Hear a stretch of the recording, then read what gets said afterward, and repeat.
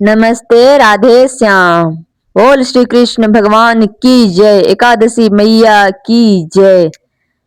पाप मोचनी एकादशी महात्म्य। चैत्र मास के कृष्ण पक्ष की एकादशी का नाम पाप मोचनी एकादशी है। धर्मराज युधिष्ठिर बोले, हे भगवान, अब आप चैत्र मास के कृष्ण पक्ष की एकादशी के बारे में बतलाइए। इस एकादशी का क्या नाम है, इसमें कौन से देवता की पूजा की जाती है तथा विधि क्या है, सो विस्तार पूर्वक कहिए। श्री कृष्ण भगवान बोले कि हे राजन, एक समय मानधाता ने लोमस ऋषि से पूछा था कि हे मुनि, चैत्र मास के शुक्ल पक्ष की एकादशी का क्या नाम है तथा उसकी विधि क्या है, सो सब पूरी तरह से बताइए। लोमस ऋषि बोले कि हे राजन, चैत्र मास के कृष्ण पक्ष की एकादशी का नाम पाप मोचनी है। उसके व्रत के प्रभाव से मनुष्य के अनेक पाप नष्ट हो जाते हैं। इसकी कथा इस प्रकार है। प्राचीन काल में एक चेतरथ नामक वन था। उसमें अप्सराएं वास करती थी। वहां हर समय वसंत रहता था, अर्थात उस जगह सदैव प्रत्येक तरह के पुष्प खिला रहते थे। उस जगह गंधर्व कन्याएं विहार किया करती थी। वन में इंद्र अन्य देवताओं के साथ क्रीड़ा किया करते थे। उस वन में एक मेघावी नामक मुनि तपस्या करते थे। वे शिव भक्त थे। एक दिन मंजू घोषा नामक एक अप्सरा उनको मोहित करने के लिए सितार बजाकर मधुर स्वर में गाने लगी।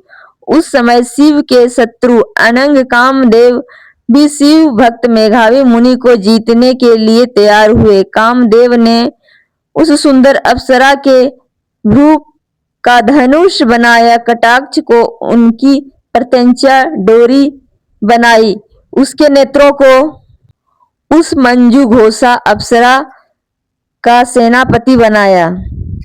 इस तरह कामदेव अपने शत्रु शिव भक्त को जीतने को तैयार हुआ। उस समय मेघावी मुनि भी युवा तथा हष्ट पुष्ट थे। उन्होंने यज्ञोपवीत तथा दंड धारण कर रखा था। वे दूसरे कामदेव के समान प्रतीत होते थे। उस मुनि को देखकर कामदेव के वश में हुई मंजू घोषा ने धीरे धीरे मधुर वाणी से वीणा पर गाना शुरू किया, तो मेघावी मुनि भी मंजू घोषा के मधुर गाने पर तथा उसके सौंदर्य पर मोहित हो गए। वह अप्सरा उस मुनि को कामदेव से पीड़ित जानकर उनसे आलिंगन करने लगी। वह मुनि उसके सौंदर्य पर मोहित होकर शिव रहस्य को भूल गए और काम वशीभूत होकर के उसके साथ रमन करने लगे। उस मुनि को काम के वशीभूत होने के कारण उस समय दिन रात्रि का कुछ भी ध्यान न रहा और बहुत समय तक रमन करते रहे। तद उपरांत मंजू घोषा उस मुनि से बोली कि हे मुनि, अब मुझे बहुत समय हो गया, अतः स्वर्ग जाने की आज्ञा दीजिए। उस अप्सरा के ऐसे वचन को सुनकर मुनि बोले, हे सुंदरी, तू तो आज इसी संध्या को आई है, अभी प्रातः काल तक ठहरो। मुनि के ऐसे वचन को सुनकर अप्सरा उनके साथ रमन करने लगी और बहुत समय बिता दिया। फिर उसने मुनि से कहा कि हे देव, अब आप मुझे स्वर्ग जाने की आज्ञा दीजिए। मुनि बोले, अभी तो कुछ भी समय नहीं हुआ है, अभी कुछ देर ठहरो। इस पर वह अप्सरा बोली, हे मुनि, आपकी रात्रि तो बहुत लंबी है, अब आप सोचिए कि मुझे आपके पास आए कितना समय हो गया। उस अप्सरा के वचनों को सुनकर मुनि को ज्ञान प्राप्त हुआ और वह समय का विचार करने लगे। जब रमन करने से उसका प्रमाण 57 साल 7 माह और 3 दिन ज्ञात हुआ, तो उस अप्सरा को काल का रूप समझने लगे। वह अत्यंत क्रोधित हुए और उस तप नाश करने वाली अप्सरा की तरफ देखने लगे। उनके अधर कांपने लगे और इंद्रियां व्याकुल होने लगी। तब मुनि उस अप्सरा से बोली, रे दुष्ट, मेरे तप को नष्ट करने वाली, तू अब मेरे श्राप से पिचासीन हो जा। तू महान पापीन और दुराचारिणी है, तुझे धिक्कार है। उन मुनि के क्रोध युक्त श्राप से वह पिचासिन हो गई। तब वह बोली, हे मुनि, अब मुझ पर क्रोध को त्याग कर प्रसन्न हो जाओ और इस श्राप का निवारण कीजिए।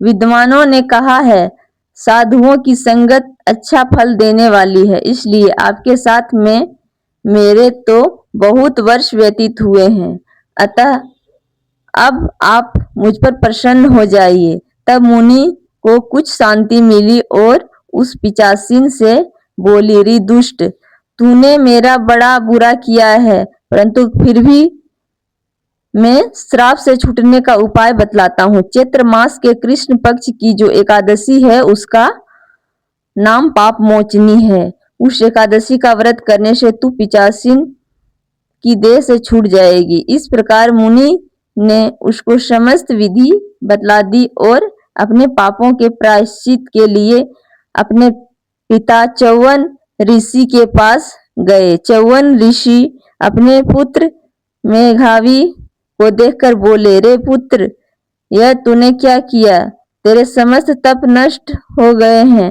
मेघावी बोले, हे पिताजी, मैंने बहुत बड़ा पाप किया है और आप उससे छूटने का उपाय बतलाइए। च्यवन ऋषि बोले, हे तात, तुम चैत्र मास के कृष्ण पक्ष की पाप मोचनी नाम की एकादशी को विधि तथा भक्ति पूर्वक करो, इससे तुम्हारे समस्त पाप नष्ट हो जाएंगे। पिता के वचनों को सुनकर मेघावी ऋषि ने पाप मोचनी एकादशी का विधि पूर्वक उपवास किया। उसके प्रभाव से उनके समस्त पाप नष्ट हो गए तथा मंजू घोषा अप्सरा भी पाप मोचनी एकादशी का व्रत करने से पिचासिनी की देह से छूट गई और सुंदर रूप धारण करके स्वर्ग लोक चली गई।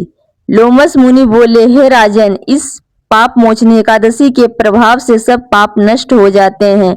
इस एकादशी की कथा के श्रवण एवं पढ़ने से 1000 गोदान का फल मिलता है। इस व्रत के करने से ब्रह्म हत्या करने वाले, स्वर्ण चुराने वाले, मद्यपान करने वाले, अगम्यागमन करने वाले आदि के पाप नष्ट हो जाते हैं और अंत में स्वर्गलोक को जाते हैं।